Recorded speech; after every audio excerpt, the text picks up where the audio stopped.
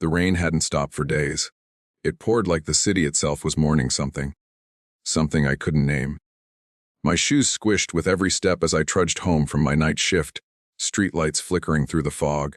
My son was asleep by now, probably clutching that worn-out teddy bear I'd found in a donation box. Rent was due. The fridge was nearly empty. Still, I walked slower, letting the rain hide my tears.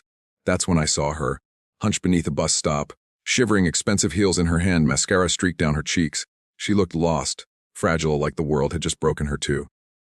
My name's Marcus Reed. Single dad, warehouse worker, and the kind of man people overlook. My mornings start with cereal and cartoons beside my 6-year-old, Elijah. He's the only light left after my wife passed. Every paycheck feels like a battle I'm barely winning. Still, I smile for him. He deserves that much. That night I was exhausted, my uniform soaked, my stomach empty. But when I saw her sitting there, this woman who looked like she belonged in a world of glass offices and chauffeur rides, I stopped. She didn't even flinch as rain pelted her hair. Something inside me said, help her. I slipped off my jacket and wrapped it around her shoulders. She looked up, startled, and whispered, "Why are you helping me?" "Because someone once did the same for me," I said quietly. She looked like she hadn't been spoken to kindly in years. Her lips trembled as she clutched my jacket tighter. "My car broke down," she muttered. "Driver's not answering." Her phone's battery icon blinked red. Without hesitation, I offered my umbrella and waited until a cab arrived. "Take it," I said. "You'll catch pneumonia." She blinked, unsure whether to thank me or apologize. When she asked my name, I smiled faintly. "Just Marcus." The cab pulled away, leaving me soaked again. I didn't think much of it. Just another night. But 2 days later, when I reported to work, something felt off. The managers were whispering the corporate team had arrived. And standing beside them was her.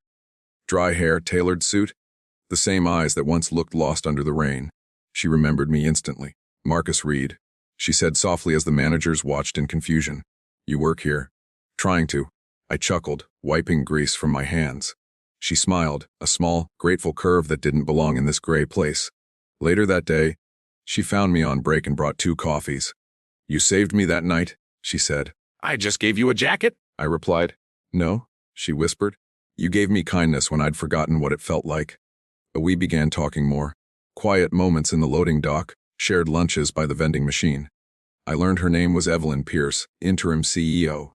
She learned about Elijah, about how hard I try to make ends meet. Somewhere between her world and mine, something human formed. A fragile thread of understanding. It didn't last long before others noticed. Whispers spread like wildfire.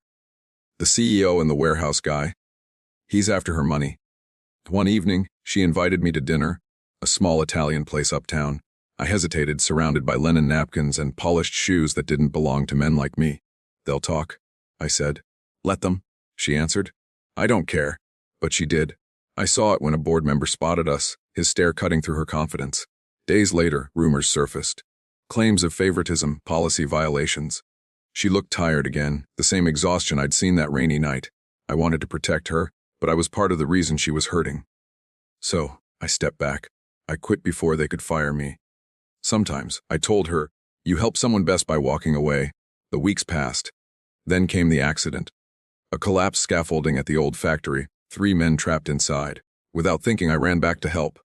One man's leg was pinned, flames crawling closer. I pulled until my hands bled. The last thing I saw before blacking out was a figure pushing through the smoke. Evelyn screaming my name. I woke in a hospital bed, my son asleep on my chest. Evelyn sat beside me, eyes red. "You saved their lives, Marcus," she said, voice trembling. "Even after what they did to you." I smiled weakly. "People deserve saving, even the ones who forget to say thank you." She took my hand then, not as a CEO, not as someone above me, but as a woman who'd finally remembered what kindness felt like. Months later, the company reopened under new leadership. Evelyn resigned, saying she wanted to build something that mattered. She opened a community center in our neighborhood, hiring single parents and ex-workers like me.